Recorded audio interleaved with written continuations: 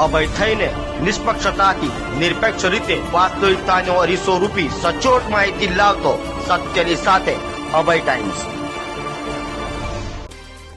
જમ્મુ કાશ્મીરમાં આતંકીઓ દ્વારા કરાયેલા હુમલા બાદ ભારત દ્વારા પાકિસ્તાન સામે બદલો લેવાયો હતો, જેને લઈ ભારત અને પાકિસ્તાન વચ્ચે યુદ્ધ જેવી સ્થિતિ સર્જાઈ હતી અને હાલ ભારત અને પાકિસ્તાન વચ્ચે યુદ્ધ વિરામ થયો છે। ત્યારે આમ આદમી પાર્ટી દ્વારા તિરંગા યાત્રાનું આયોજન કરાયું હતું।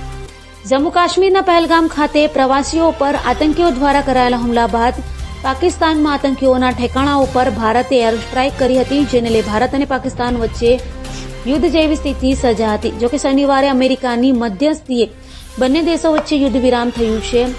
ત્યારે આમ આદમી પાર્ટી દ્વારા તિરંગા યાત્રાનું આયોજન કરવામાં આવ્યું હતું। ભારતીય સશસ્ત્ર સેનાને વંદન કરવા માટે આજે તિરંગા યાત્રા આયોજન કરાયું હતું, જે તિરંગા યાત્રા સાગર કોમ્યુનિટી હોલથી કારગિલ ચોક સુધી પહોંચી હતી, જે તિરંગા યાત્રામાં મોટી સંખ્યામાં લોકો જોડાયા હતા।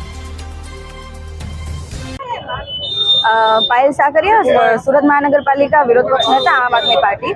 આજે સુરત શહેરના તમામ સંગઠન દ્વારા આજે તિરંગા પદયાત્રા કાઢવામાં આવી રહી છે, કારણ કે દેશની આપણી જે સેના છે, આપણી જે આર્મી છે, આપણા જે સૈનિકો છે, એમણે જે પાકિસ્તાનને જડબાતોડ જવાબ આપ્યો છે અને જે જવાબ આપ્યો છે એનાથી આપણને ખ્યાલ આવે કે પાકિસ્તાન ભવિષ્યમાં ક્યારેય પણ ઊંચું આંખ કરીને પણ ભારત સામું ના જોવે અને હજી પણ જો એવા કોઈ પણ પરાક્રમો પાકિસ્તાન કરે તો એના માટે સક્ષમ આપણી આર્મી છે, એમને અમે વંદન કરીએ છીએ। જ્યારે દેશ આજે એકજૂટ થઈને આર્મીને વંદન અને સલામ કરતો હોય ત્યારે આમ આદમી પાર્ટી દ્વારા પણ આ કાર્યક્રમ કરવામાં આવ્યો છે અને સાથે સાથે અમે સરકારને કહીએ છીએ, આર્મીશ્રીને પણ કહીએ છીએ કે જ્યારે પણ જરૂર પડશે દેશ સેવામાં ત્યારે અમારા આમ આદમી પાર્ટીના તમામ કાર્યકર્તાઓ એમની સાથે છે। જ્યારે પણ જરૂર પડશે ત્યારે અમે જે કંઈ સેવા કરી શકીશું એ તમામ સેવાઓ કરીશું।